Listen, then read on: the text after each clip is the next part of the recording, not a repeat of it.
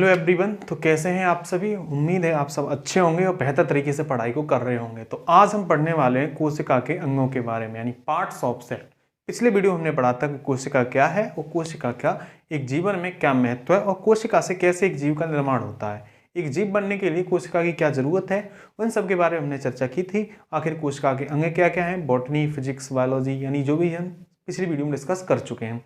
आज हम पढ़ने वाले हैं कोशिका के अंगों के बारे में। तो हेडिंग लगा लीजिए पार्ट्स ऑफ सेल, यानी कोशिका के अंग। आखिर कोशिका के अंदर क्या क्या है और कोशिका के अंग क्या क्या है।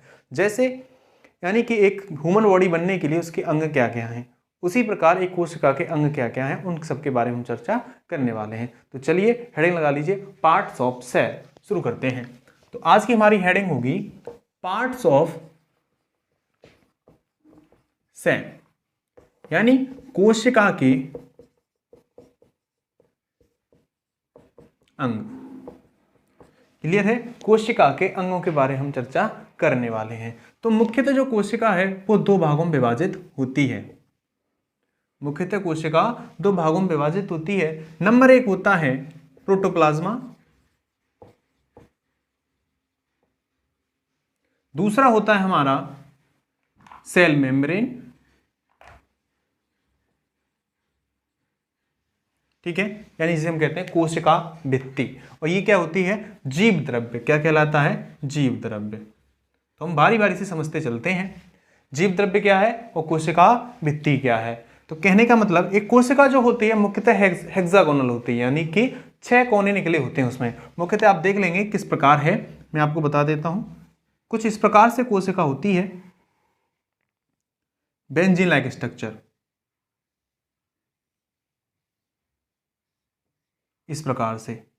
तो कोशिका का जो स्ट्रक्चर है वो बेंजीन लाइक होता है, यानी कि हेक्सागोनल होता है। तो इसकी जो आउटर मोस्ट कवरिंग है वो कहलाती है cell membrane. Outermost covering वो कहलाती है सेल मेम्ब्रेन, और जो बाकी का शेष भाग है वो कहलाता है प्रोटोप्लाज्मा, यानी जीव द्रव्य। यानी कि केवल अगर कोशिका भित्ति को मैं अलग कर दूं तो एक कोशिका में केवल और केवल क्या बचता है, जीव द्रव्य बचता है। तो इसकी आउटर मोस्ट कवरिंग क्या कहलाती है, सेल मेम्ब्रेन कहलाती है। और कोशिका भित्ति केवल और केवल प्लांट सेल में पाई जाती है, एनिमल सेल में नहीं पाई जाती। तो प्लांट सेल में जब पाई जाती है तो कोशिका भित्ति यानी सेल मेम्ब्रेन, उसको हम कहते हैं सेमी परमिएबल मेम्ब्रेन भी कहते हैं।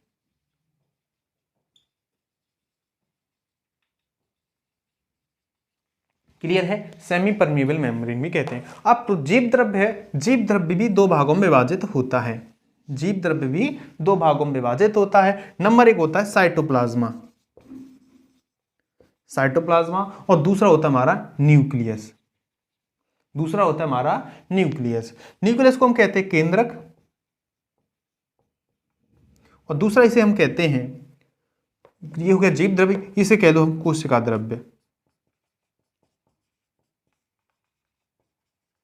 कोशिका द्रव्य यानी साइटोप्लाज्मा कोशिका द्रव्य हो गया, और केंद्रक क्या हो गया, उसका मुख्य बिंदु हो गया। अब समझिए, तो यानी कि हमने पहले देखा था कोशिका में सेमी परमेबल मेम्ब्रेन होती है, उसके बाद क्या होता है प्रोटोप्लाज्मा। पहले मैंने अलग किया कोशिका भित्ति को, तो क्या बचा, जीव द्रव्य।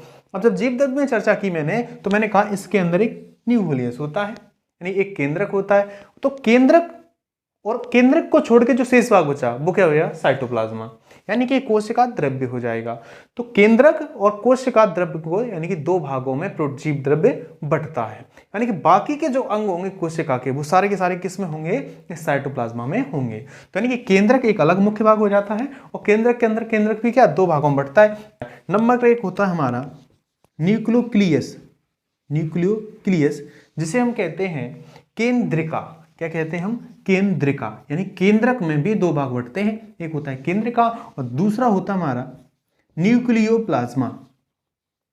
न्यूक्लियोप्लाज्मा यानी कि केंद्रक द्रव्य। तो कोशिका यानी केंद्रक भी दो भागों में बंटता है। नंबर एक हो जाता है न्यूक्लियोक्लियस जिसे हम कहते हैं केंद्रिका, और दूसरा हो जाता है न्यूक्लियोप्लाज्मा जिसे हम कहते हैं केंद्रक द्रव्य, केंद्रक द्रव्य कहते हैं। क्लियर है, उम्मीद आपकी भाग समझ में आ गया होगा कि आखिर केंद्रक कितने भागों में विभाजित है। बचा आपका कोशिका द्रव्य। तो कोशिका द्रव्य भी रेस्ट पार्ट जो भी बचता है कोशिका का, वो सारे के सारे किस में आ जाता है, कोशिका द्रव्य में। तो कोशिका द्रव्य मुख्यतः कई सारे भागों में विभाजित होता है। नंबर एक में डाल देता हूं, जैसे endoplasmic reticulum, endoplasmic reticulum. Clear है? Endoplasmic reticulum. तो ये क्या होता है एंडोप्लाज्मिक रेटिकुलम? पहला अंग है, हम पहले ही डिस्कस कर लेते हैं इसको। तो एंडोप्लाज्मिक रेटिकुलम क्या होता है? कुछ इस प्रकार का स्ट्रक्चर होता है। मैं यहाँ पे थोड़ा सा बनाने की कोशिश करता हूँ। ये इस प्रकार का कुछ स्ट्रक्चर होता है, यानी कि ये क्या करता है, कोशिका को ढांचा प्रदान करता है, यानी skeletal system of a cell.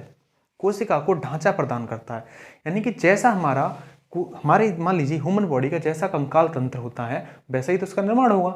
जैसा कंकाल तंत्र बनेगा वैसा ही शरीर का निर्माण होगा। उसी प्रकार इसका सेल का कंकाल तंत्र क्या होता है? Endoplasmic reticulum. इसे हम कहते हैं अंतःप्रादीपीय जलिका। अंतःप्रादीपीय जलिका, अंतःप्रादीपीय जलिका, यानी इसको ढांचा प्रदान करता है। होता क्या है, इस पे राइबोसोम होते हैं। राइबोसोम यानी कि छोटे छोटे से राइबोसोम इस पे स्टोर होते हैं, जो क्या करते हैं, प्रोटीन का काम करते हैं, यानी प्रोटीन कोशिका को प्रदान करने का काम करते हैं। यानी प्रोटीन संश्लेषण जो होता है कोशिका में किस पे होता है? राइबोसोम के द्वारा होता है। क्लियर है? यानी कि राइबोसोम, यानी कि सी से दूसरा पॉइंट भी हमारा क्लियर हो जाता है, राइबोसोम। तो राइबोसोम क्या होता है? राइबोसोम क्या होता है? प्रोटीन फैक्ट्री, यानी कि कोशिका को अगर प्रोटीन प्रदान करेगा, और प्रोटीन में किसमें? कार्बोहाइड्रेट। क्लियर है? कार्बोहाइड्रेट, यानी कोशिका को जो प्रोटीन प्रदान करेगा वो कौन करेगा? राइबोसोम प्रदान करेगा। तो राइबोसोम जो होते हैं किस पे होते हैं? एंडोप्लाज्मिक रेटिकुलम पे बैठे होते हैं, यानी कि स्टोर होते हैं। क्लियर बात है? अब बात करते हैं राइबोसोम की। तो मैं थोड़ा सा इसको रफ कर देता हूं, उसके बाद डिस्कस करता हूं।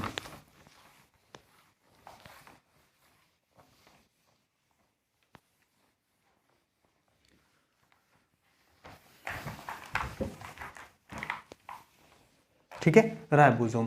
तो राइबोसोम किसका काम करते हैं? प्रोटीन फैक्ट्री का काम करते हैं। बढ़ते हैं अगले पे, यानी अगला पॉइंट हमारा क्या है? लाइसोसोम। तो लाइसोसोम की बात हम करते हैं, तीसरा पॉइंट हो जाता है हमारा लाइसोसोम। अभी लाइसोसोम क्या है? लाइसोसोम क्या होता है, यानी कि इसको हम कहते हैं आत्महत्या की थैली, यानी सुसाइडल वेब ऑफ, पहला पॉइंट क्या हो गया? Suicidal web of cell. Clear बात है? दूसरा हम इसे कह देते हैं एटम बॉम्ब भी कह देते हैं एटम बॉम्ब ऑफ सेल। ऐसा क्यों है? क्योंकि ये जो वेस्ट मटेरियल जो होता है कोशिका उसको स्टोर करने का काम करता है, यानी कि जो भी वेस्ट मटेरियल होगा उसको स्टोर करेगा। जब स्टोर करेगा तो स्टोर एक टाइम क्या हो जाता है? ज़्यादा बढ़ जाता है। तो ज़्यादा बढ़ जाता है तो इसका क्या हो जाता है? आत्महत्या कर लेती है, यानी कोशिका स्वतः नष्ट हो जाती है। इसी के साथ जैसे इसको फट जाती है तो फटने के साथ क्या होता है? ये कोशिका स्वयं नष्ट हो जाती है। तो इसीलिए हम कहते हैं suicidal bag of a cell और atom bomb of a cell. Clear है? उम्मीद है ये तीसरा पॉइंट भी आपको क्लियर हो चुका होगा। नंबर चौथे पॉइंट की बात करते हैं हम, वो होता है गोल्गी काय, यानी कि गोल्गी बॉडी। गोल्गी बॉडी, इसे हम कहते हैं गोल्गी काय। यानी गोल्गी काय क्या है? तो गोल्गी काय क्या होता है? ये कोशिका के अंदर पाया जाता है। इसे हम कहते हैं traffic police of a cell. क्या कहते हैं हम? Traffic police of a cell. Traffic police of a cell, यानी कि ये फैट को स्टोर करता है। किसको? फैट को, यानी कि वसा को संचय करता है। ये वसा का संचय करता है, यानी कि फैट को स्टोर करेगा। कौन करने का इसका काम होता है? गोल्गी काय का काम होता है। तो गोल्गी का एक कह लीजिए अब से कैमलियो गोल्गी, इसकी खोज किसने की थी? कैमलियो गोल्गी ने। और कैमलियो गोल्गी ने की थी 1898 में, यानी 1898 में। तो कैमलियो गोल्गी ने जब इसकी खोज की तो इसका काम क्या होता है? ये वसा को संचय करता है। क्लियर है? वसा को स्टोर करने का काम करता है गोल्गी का। बढ़ते हैं अगले पॉइंट पे, और अगला पॉइंट क्या हमारा होता है? बॉक्यूल। क्या होता है? बॉक्यूल। तो पांचवा पॉइंट है बॉक्यूल। अब बॉक्यूल क्या होता है? बॉक्यूल यानी कि कोशिका का लगभग 40 से 90% को स्पेस को, जगह को कवर कर लेता है। मान लीजिए ये कोशिका है मेरी, तो इस कोशिका में लगभग इस प्रकार का जो स्ट्रक्चर होगा, इस प्रकार का एक स्ट्रक्चर, यहाँ पे केंद्र मान लीजिए, और केंद्र के बाद माइटोकॉन्ड्रिया, जो भी सारे शेष भाग हैं उनको, तो लगभग 40 से 90% जो भाग कवर करता है वो कौन करता है? हमारा जो मैंने भी बताया बॉक्यूल। कौन करता है? बॉक्यूल काम करता है उसके 90% भाग को कवर करने में। यानी इसका काम कुछ भी नहीं होता। एक तरह से कह लीजिए हमारे शरीर में बहुत से ऐसे अंग हैं जो केवल जगह बनाए हुए हैं एक शरीर को ढांचा प्रदान करने के लिए कि आखिर एक शरीर सही से बने। तो उसी प्रकार एक वकील का काम क्या होता है, 40 से 90% भाग इसका कवर कर रहता है। उम्मीद है आज आपको ये 5 पॉइंट क्लियर हो चुके होंगे। अगर 5 पॉइंट क्लियर हो गए तो हम अगले वीडियो में उन सारे पॉइंटों को हम क्लियर कर देंगे। जैसे हो जाता है हमारे प्लास्टिड्स हो जाता है, क्रोमोसोम हो जाता है, यानी कि कई सारे अंग अभी और रह गए हैं। तो इन सेंट्रोसोम भी है, उन सबको डिस्कस करने की कोशिश करेंगे। उम्मीद है आज की वीडियो आपको अच्छी लगी होगी। अगर अच्छी लगती है तो वीडियो को लाइक कीजिए, चैनल को सब्सक्राइब कीजिए। Thank you so much.